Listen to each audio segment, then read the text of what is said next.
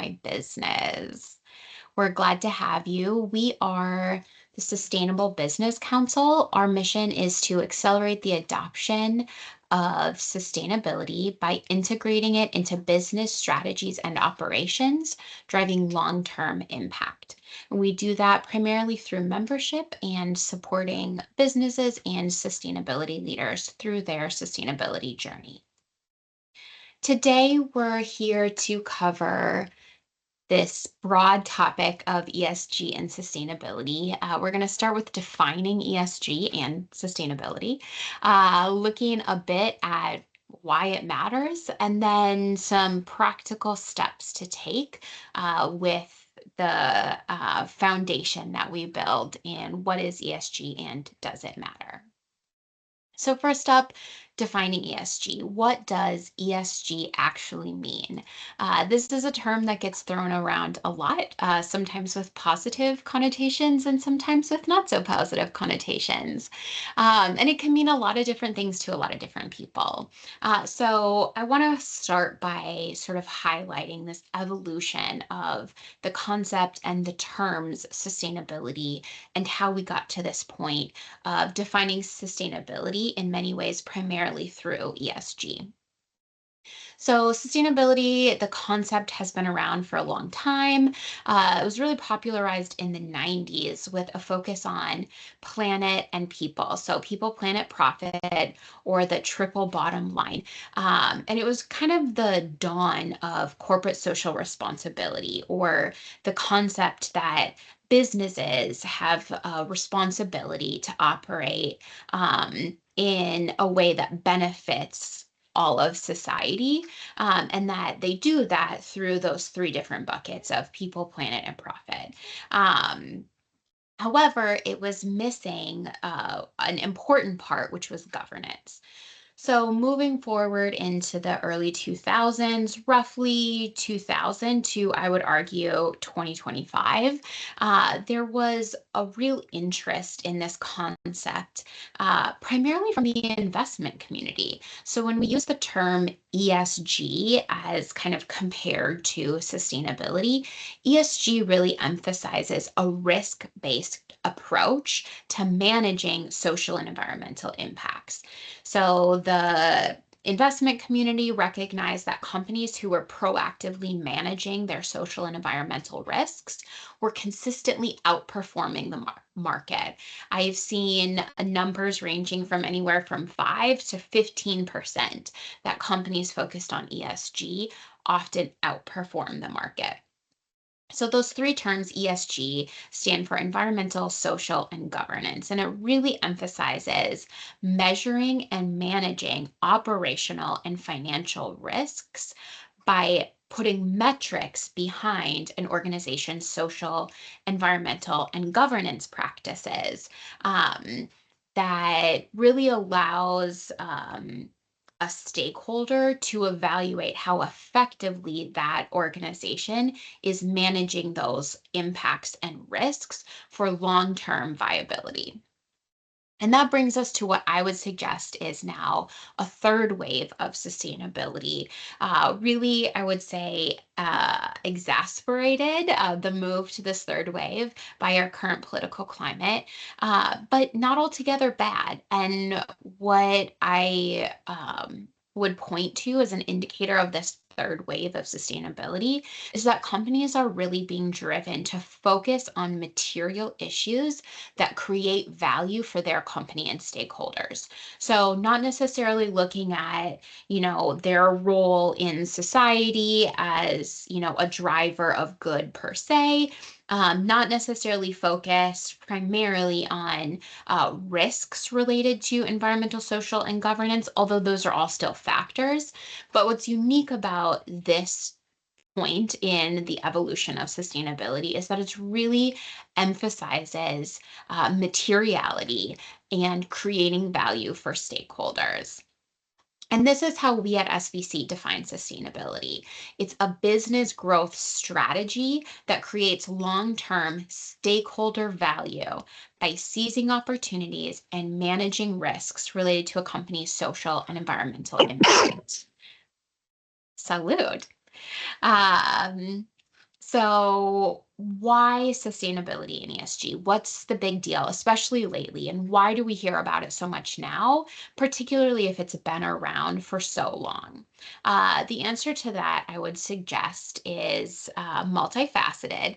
But the first one, and the one that's so prevalent in many folks' minds today, is regulation. So, there are quite a few regulations related to organizational, social, and environmental impact that is really coming to a head at this point. So, first, we'll start with US based regulations because that's the primary perspective of a lot of folks on this call today.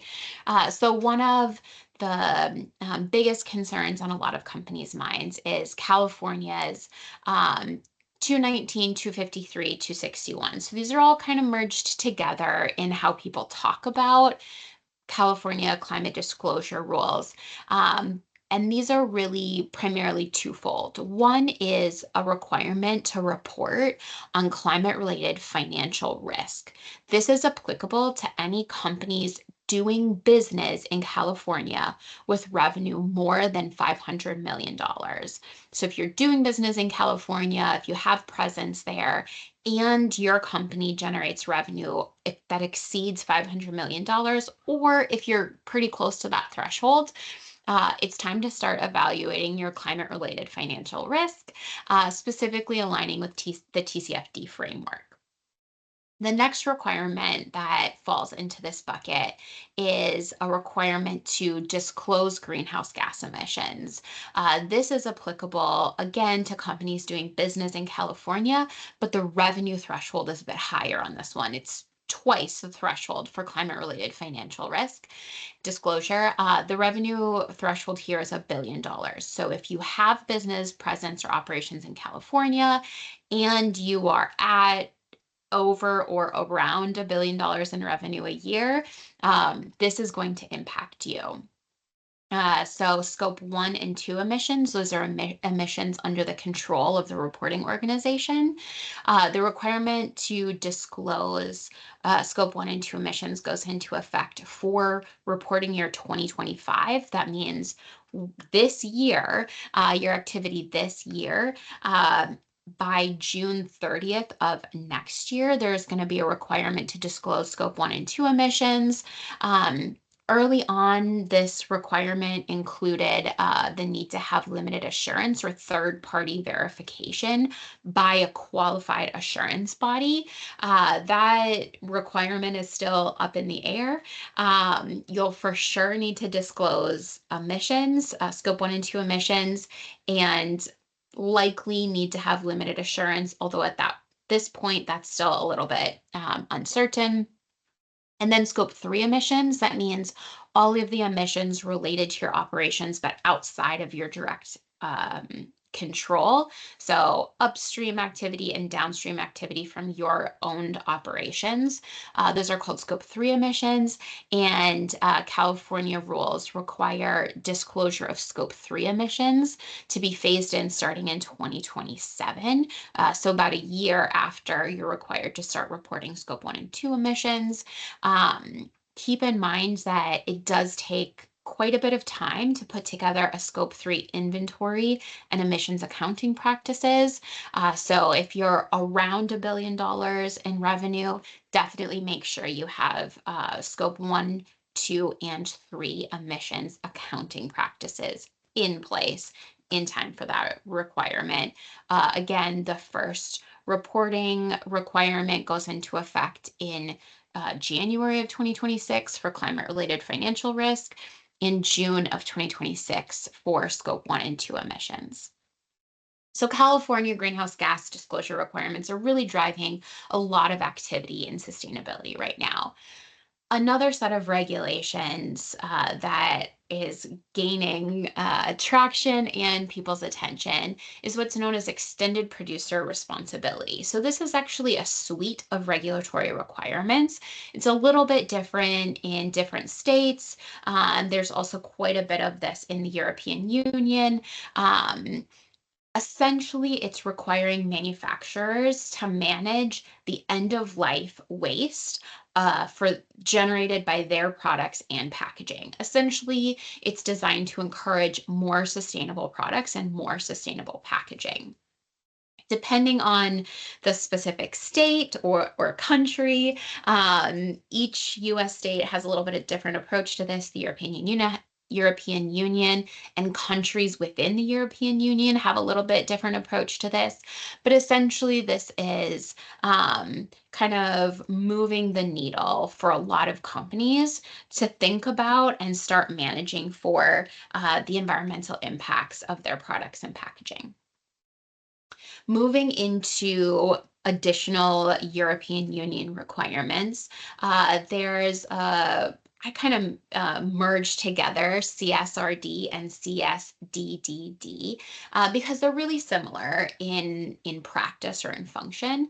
Essentially, this requires companies operating again in the European Union over a certain revenue threshold, which has been a little bit in flux what that revenue threshold is, but it requires companies to identify, address, and disclose social and environmental impacts, not only in their own operations, but also in their value chains. So even if you are not directly doing business in the European Union, but one of your key customers is, you're likely to be affected by this regulation.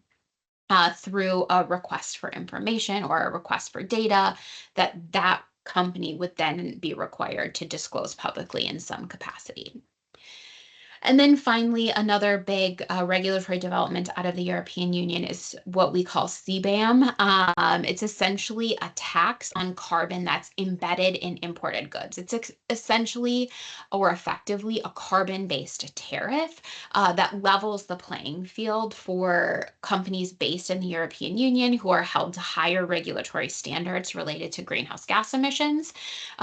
It's requiring companies who sell into the European Union to pay a tax for any embedded carbon in the products that are coming into the union, into European Union countries.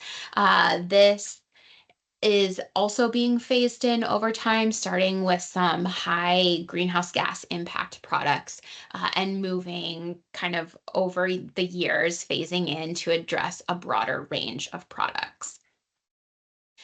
Essentially, if you are a manufacturer or in the supply chain of a manufacturer, you are very likely going to be impacted in some way by one or all of these regulations. And so, as we think about whether ESG matters for your business, regulation is a key driver that is causing this to be material for a lot of companies, even if it wouldn't otherwise be. Aside from regulation, there's very real underlying risk that's driving a lot of companies to address social and environmental impacts. The World Economic Forum is the international organization for public private cooperation. They engage global leaders to shape global, regional, and industry agendas. They're at least theoretically independent, impartial, and not tied to any special interests. They also publish an annual global risks report. And in the 2025 global risks report, which you can see at the website indicated there at the bottom of the screen, 5 of the top 10 long-term risks identified in the World Economic Forum's 2025 Global Risks Report are environmental in nature. Natural disasters and extreme weather, natural resource crises, critical changes to Earth systems and ecosystem collapse, and rising pollution. And 2 out of the top 10 are social, including inequality and polarization. That means that 70% of the top risks facing our world today are in some way sustainability related, social or environmental. And that's driving an increased awareness of and urgency around sustainability issues worldwide, including the development of regulation to help companies navigate these risks or ensure that companies are adequately navigating these risks. Uh, some of the other,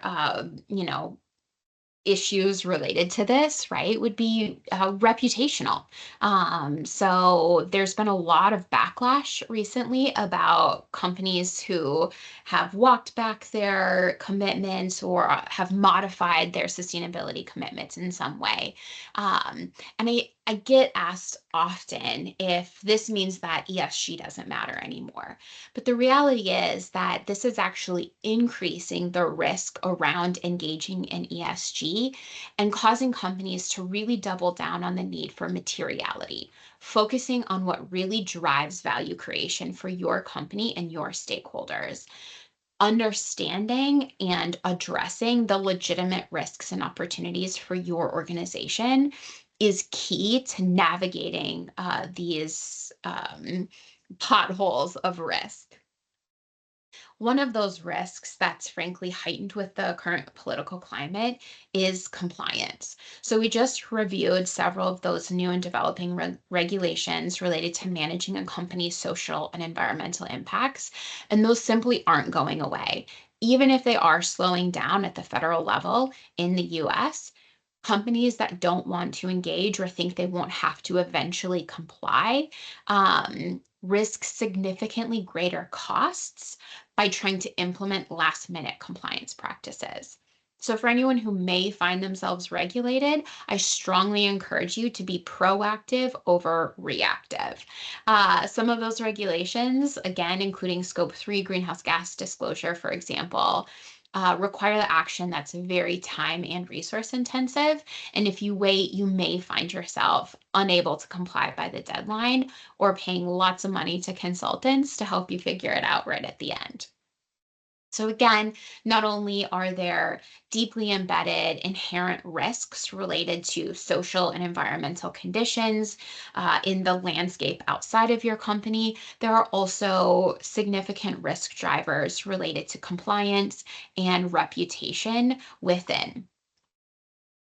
Other drivers of ESG include stakeholder interest. Frankly, this is driving a lot of companies to engage in ESG. So, if you haven't been captured by the developing regulation, if you haven't, if you don't feel like some of the risks outlined really apply to you, you may still find that your stakeholders are going to drive your organization to engage in sustainability. So, a few stakeholders who statistically are particularly interested in ESG or sustainability include consumers. So, some recent studies have shown that consumers will pay up to 10% more for a sustainable product, and that 45% of shoppers would abandon a brand that refuses to measure its carbon footprint. And that's just carbon. There's similar trends when it comes to younger employees, with more than 50% of millennial and Gen Z workers saying they won't work for a company that doesn't engage in sustainability. And keep in mind that this tech first demographic isn't waiting to hear your onboarding presentation. They're checking your website before they even apply and deciding whether your company aligns with their values and if they want to even apply to work at your company. So the stakes are pretty high, both in terms of consumers and employees, and attracting them to your organization and brand. Somewhat in recognition of this and the other risk drivers we just talked about, investors and insurers are increasingly demanding that companies they work with are taking action to manage their risk exposure related to social and environmental impacts.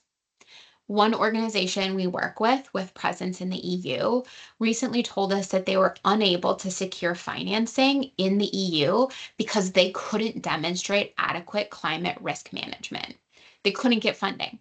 So even in the US, so that's happening in the EU, things are a bit slower in the US, but even in the US, it's increasingly common for lending and insuring companies for lending and insurance rates to be higher for at-risk companies who aren't taking demonstrable steps to manage their exposure.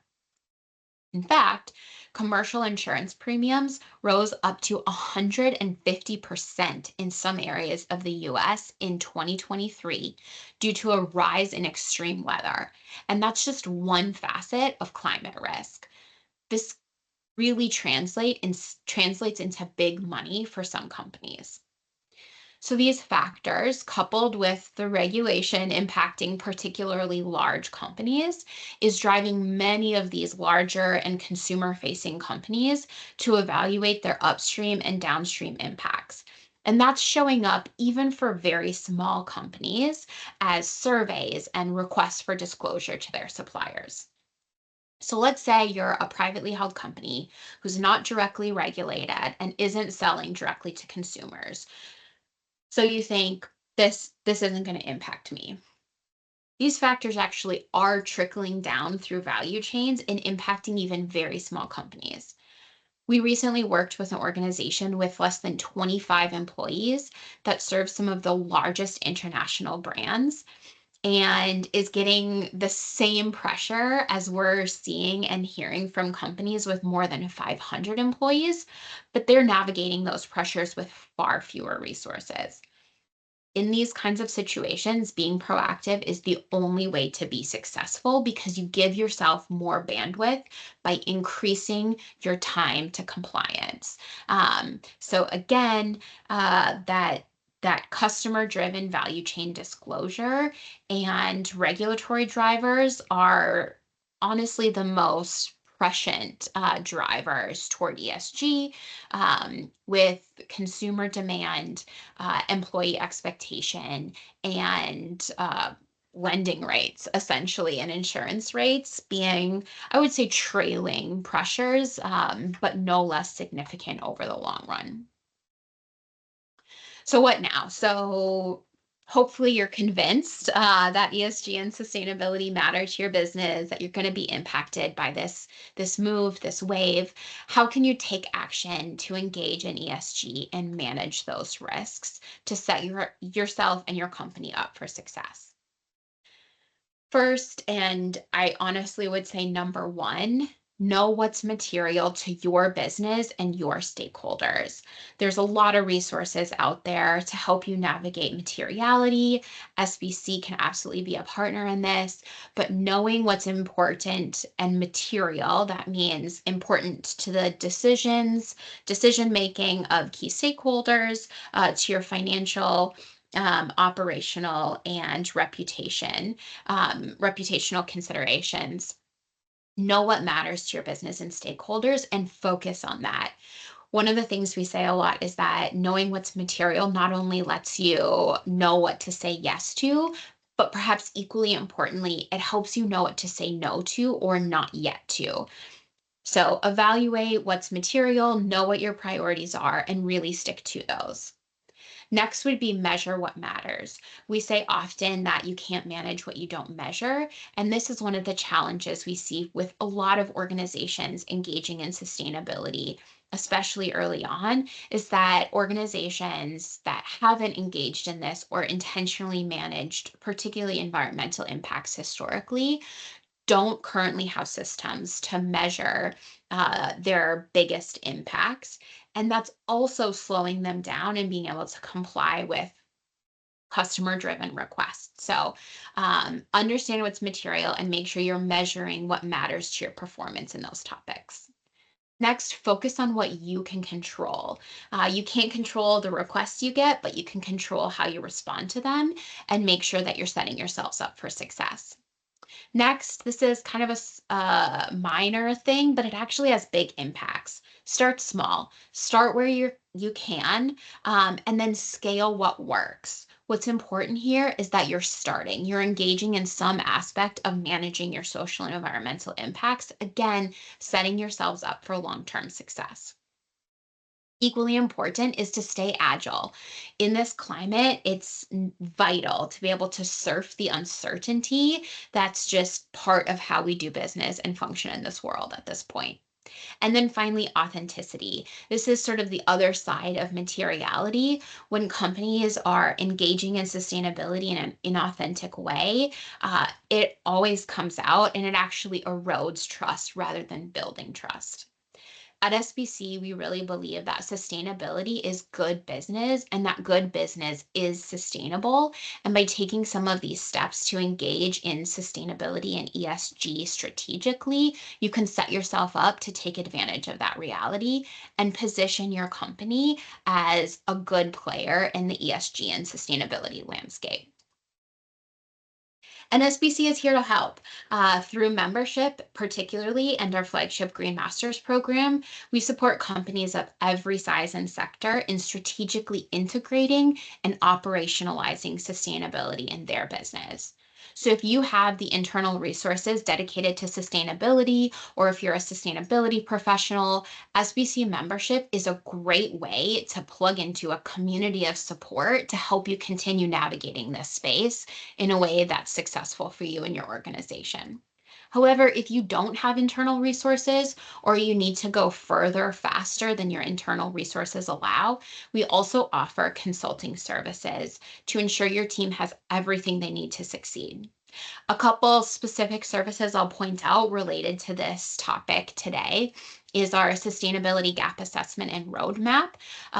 This is where we come alongside companies to help you navigate understanding what's material, build out your sustainability priorities, and then establish a roadmap for how you're going to improve management of your priority social and environmental impacts. From there, we also offer support to developing sustainability programs that really add business value. So that includes things like figuring out how to measure your priority impact areas, how to report results with confidence, and how to drive impact that strengthens your brand and boosts your bottom line. Finally, we can help companies establish and audit greenhouse gas inventories. So we can support you in developing an inventory and emissions accounting practices around scope one, two, and three, and can audit your practices ahead of California disclosure requirements that are quickly approaching to make sure you have everything you need for assurance and to be able to disclose starting in June of next year. And if we don't offer services that support your need internally, we also have a network of vetted partners whose work we stand behind as SBC to support you in any aspect of your sustainability journey. Essentially, SBC is here to be a resource to you at all stages of your sustainability journey. We look forward to partnering with you and invite you to join the movement to together build a more sustainable future for all. And with that, we're at time. I want to thank you for being here today. If you have any questions, any need for support, please don't hesitate to reach out. I'm going to drop my email in the chat and encourage you to reach out to me with any questions or concerns or for more information. And with that, thank you and have a wonderful day.